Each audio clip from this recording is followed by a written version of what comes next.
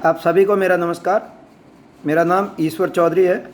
मैं आज heavy commercial vehicle के फिटनेस और परमिट जैसे कुछ मुद्दे लेके आपके सामने आया हूँ। सरकारें हर तबके को, हर वर्ग को, हर क्षेत्र को, हर जाति और धर्म को कुछ न कुछ देती आई है, परंतु ट्रांसपोर्ट इंडस्ट्रीज़ एक ऐसा वर्ग है जो इन सबसे बढ़कर और बड़ा है, जिसमें सभी जाति, सभी धर्म, सभी क्षेत्र के लोग जुड़े हुए हैं। उसके बावजूद कोई भी सरकार कभी भी ट्रांसपोर्ट इंडस्ट्रीज़ पे विशेष रूप से ध्यान नहीं दिया है, न दे रही है। जबकि मेरा मानना है कि अगर व्यवस्थित तरीके से ट्रांसपोर्ट इंडस्ट्रीज़ पे ध्यान दिया जाए तो महंगाई हद तक कंट्रोल हो सकती है, क्योंकि ट्रांसपोर्टेशन ही जब महंगा होगा तो हर तरीके से महंगाई तो बढ़ेगी। हम नई गाड़ी लाते हैं, उनकी समय समय पर हर साल फिटनेस करवाते हैं। राजस्थान में तो ये स्थिति है कि फिटनेस सेंटर ठेके पे दे रखे हैं और ठेकेदार फिटनेस कैसे और क्या करते हैं हम सब जानते हैं। मेरा आप लोगों के माध्यम से सरकार से निवेदन था, फिटनेस की आवश्यकता क्यों? आप गाड़ी का इंश्योरेंस हर साल करवा रहे हैं और इंश्योरेंस का मतलब होता है कि वो इंश्योरेंस कंपनी उस गाड़ी की एक तरीके से जवाबदार है। उसकी जवाबदेही है कि अगर उस ट्रक में कुछ हो जाता है, ट्रक के द्वारा कुछ हो जाता है, तो क्लेम की जिम्मेदारी उस इंश्योरेंस कंपनी की होती है। यानी पैसा इंश्योरेंस कंपनी को देना है।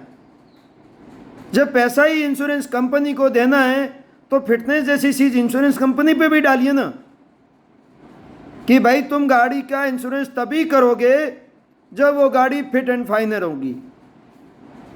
फिट एंड फाइन है तो ही उस गाड़ी का आप इंश्योरेंस करो, और आपने इंश्योरेंस कर दिया है यानी सरकार की नज़रों में वो गाड़ी पूरी तरह से स्वस्थ है। पूरे हिंदुस्तान में उस इंश्योरेंस जो भी इंश्योरेंस कंपनी है, पूरे हिंदुस्तान में उनकी जगह जगह ब्रांच है। गाड़ी का इंश्योरेंस ख़त्म हो रहा है, ड्राइवर कहीं भी रोकेगा, हाईवे पे उस कंपनी का आदमी आएगा या उनका जो भी उनके द्वारा जो एक प्रतिनिधि होगा या जो भी होगा। जैसे गाड़ी एक्सीडेंट होती है तो सर्वेयर भी तो आता ही है ना, वो उस गाड़ी को चेक करेगा और तुरंत ही उस गाड़ी का इंश्योरेंस का कवर नोट काट लेगा, पॉलिसी बना देगा। और पॉलिसी बन गई यानी इंश्योरेंस कंपनी कह रही है कि ये गाड़ी सही है, सलामत है, सुरक्षित परिवहन करने लायक है, और हम इसको इंश्योरेंस पॉलिसी देते हैं। ऐसे में ये फिटनेस की आवश्यकता क्यों पड़ रही है? क्योंकि समय समय पे पुरानी चीज़ों में बदलाव किए जा रहे हैं। तो मेरा मानना है कि फिटनेस ऐसी चीज़ खत्म हो जानी चाहिए। फिटनेस होनी ही नहीं चाहिए। कहाँ आवश्यकता है फिटनेस की? और अगर फिटनेस हो जाती है तो उससे क्या फ़ायदा है?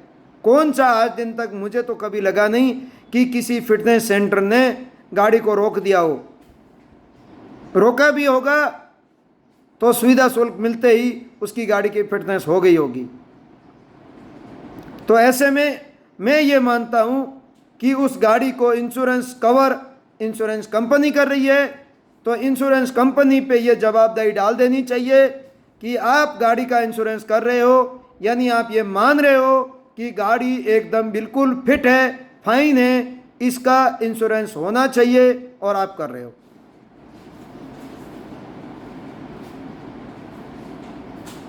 मैं आप लोगों के माध्यम से सरकार द्वारा ये बात पहुंचाना चाह रहा हूं कि फिटनेस जैसी धांधली को ख़त्म की जानी चाहिए। फिटनेस की आवश्यकता नहीं है। गाड़ी कई ऐसी जगह होती है कि गाड़ी वाला अपनी गाड़ी कहीं और चलाता है, उसको वापस गाड़ी लानी होती है। अगर वो गाड़ी नहीं लाता है तो फिटनेस सेंटर वाले गाड़ी को दिखाते हैं आ गई। आप कई बार अपन ने पढ़ा भी है कि कौन से फिटनेस सेंटर में क्या क्या धांधलियाँ होती है। और मेरा मानना है कि सब छोड़िए ना, फिटनेस की आवश्यकता ही कहाँ है। अतः फिटनेस जैसी चीज़ खत्म होनी चाहिए। Second, permit. हम टैक्स भर रहे हैं उस स्टेट का जिस स्टेट में हमारी गाड़ी पासिंग हुई है। हर साल हमसे टैक्स लिया जाता है, फिर परमिट क्यों? नेशनल परमिट के रूप में एक वो परमिट होता है जो हर 5 साल में रिन्यू होता है, और एक वो परमिट होता है जो हर साल हमको रिन्यूअल कराना पड़ता है।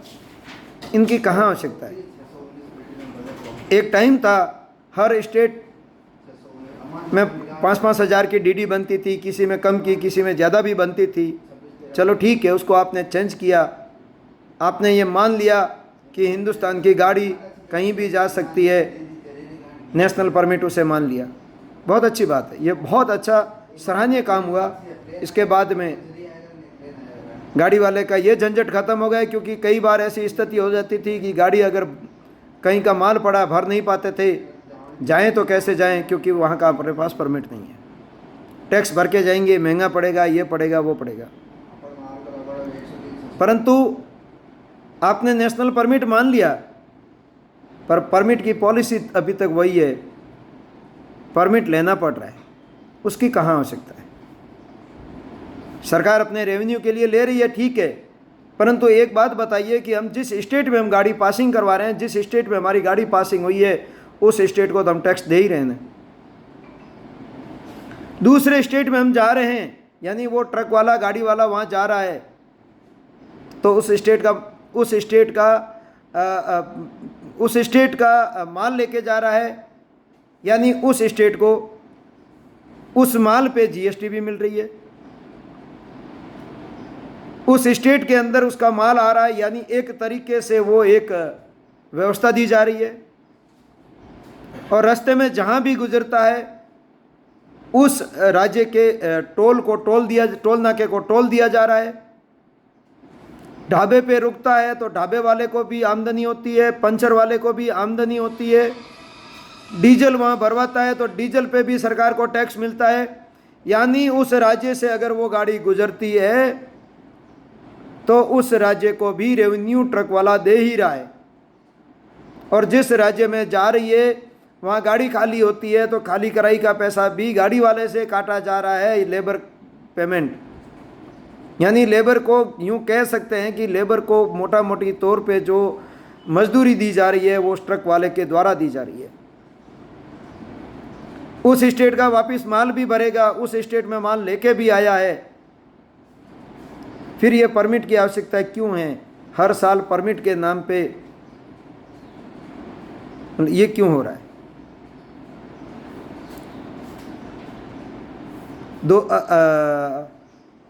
2023 में राजस्थान, मध्य प्रदेश, छत्तीसगढ़, तेलंगाना में चुनाव होने हैं और 2024 में लोकसभा चुनाव होना है।